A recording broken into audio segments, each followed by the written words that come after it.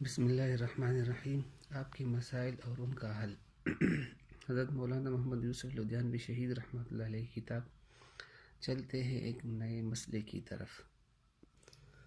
غسل کے مسائل چل رہے تھے، ان میں سے ایک مسئلہ یہ بھی ہے کہ پیتل کے دانت کے ساتھ غسل اور وضو صحیح ہے۔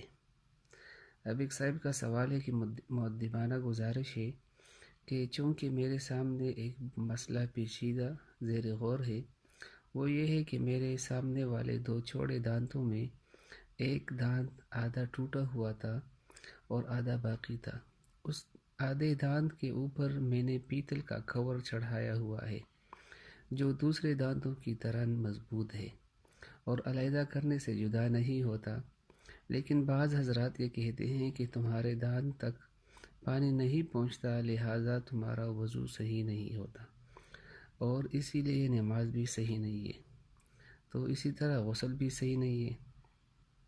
تو جواب حضرت والا دیتے ہیں کہ آپ کا غسل اور وضو دونوں صحیح ہے، غسل بھی ہو جاتا ہے اور وضو بھی ہو جاتا ہے۔ اور جو بعض حضرات کہتے ہیں ان کی رائے بالکل غلط ہے۔ ایک مسئلہ چاندی سے داڑھ کی بھروائی کرنے والے کا غسل۔ سوال یہاں پر ہے کہ زید نے اپنی داڑھ کی چاندی سے بھروائی کروائی ہے، کیا اس طرح اس کا غسل اور وضو ہو جاتا ہے جبکہ پانی اندر تک نہیں جاتا؟ تو جواب یہ ہے کہ غسل اور وضو دونوں ہو جاتے ہیں۔ ایک اور مسئلہ ہے کہ دانت بھروانے سے صحیح غسل میں رکاوٹ نہیں ہے۔ سوال یہاں پر ہے کہ میرے ایک دانت میں سوراخ ہے جس کی وجہ سے دانت درد کرتا ہے اور منہ سے بدبو بھی آتی ہے، تو میں اس کو ڈاکٹر سے بھروانا چاہتا ہوں، لیکن بعض لوگوں کی رائے ہے کہ ایسا کرنے سے غسل نہیں ہوتا۔ جواب حضرت والا دیتے ہیں کہ بعض لوگوں کی یہ رائے صحیح نہیں ہے۔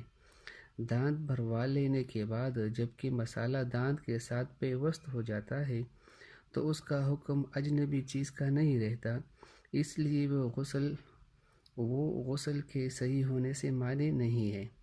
یعنی جو چیز پیوست ہو جائے تو پیوست ہونے کے بعد وہ بالکل دانت بن جاتا ہے اور دانت کا حصہ بن جاتا ہے، لہٰذا اس کے ساتھ غسل ہو جاتا ہے۔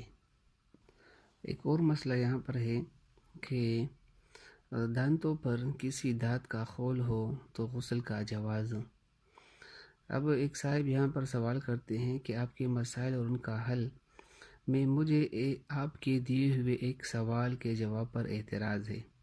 وہ سوال مندرجہ ذیل ہے۔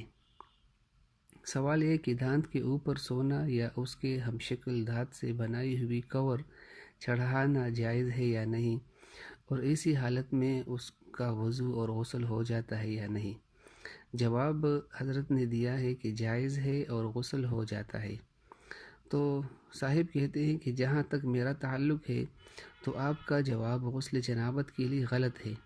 ہاں، عام غسل ہو جاتا ہے، جبکہ غسل جنابت کے لیے حکم یہ ہے کہ ہونٹوں سے حلق تک ہر ذرے ذرے پر پانی کا پہنچانا فرض ہے، اتنی حد تک کہ دانتوں میں کوئی ایسی سخت چیز پھنسی ہوئی ہو جس کی وجہ سے اس جگہ پانی نہ پہنچ سکا ہو، تو غسل جنابت میں ایسی چیز کو دانتوں سے چھڑا کر پانی بہایا جائے، ورنہ دیگر صورت میں غسل نہیں ہوگا۔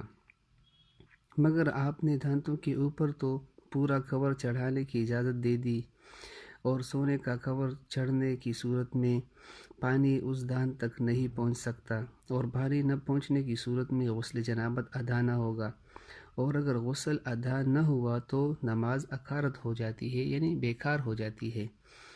تو حضرت والا اس کا جواب دیتے ہیں کہ آپ نے صحیح لکھا ہے۔ اگر دانت کے اوپر کوئی چیز ایسی پھنسی ہوئی ہو جو پانی کے پہنچنے میں رکاوٹ ہو تو غسل جنابت کے لیے اس کا نکالنا ضروری ہے، ورنہ غسل نہیں ہوگا، مگر یہ حکم اس وقت ہے جب اس کا نکالنا بغیر مشقت کے ممکن ہو۔ لیکن جو چیز اس طرح پیوست ہو جائے کہ اس کا نکالنا ممکن نہ ہو، مثلا دانت پر سونے چاندی کا خول اس طرح جما دیا جائے کہ وہ اتر نہ سکے، تو اس کے ظاہری حصے کو داندھ کا حکم دیا جائے گا اور اس کو اتارے بغیر غسل جائز ہے۔ یعنی وہی بات ہے کہ جب داندھ کے ساتھ کور یعنی چڑھایا جائے داندھ پر یا اس کو بر دیا جائے تو یہ داندھ کا حصہ بن جاتا ہے، لہٰذا اس سے غسل ہو جاتا ہے۔ وآخر دعوانا ان الحمد للہ رب العالمین۔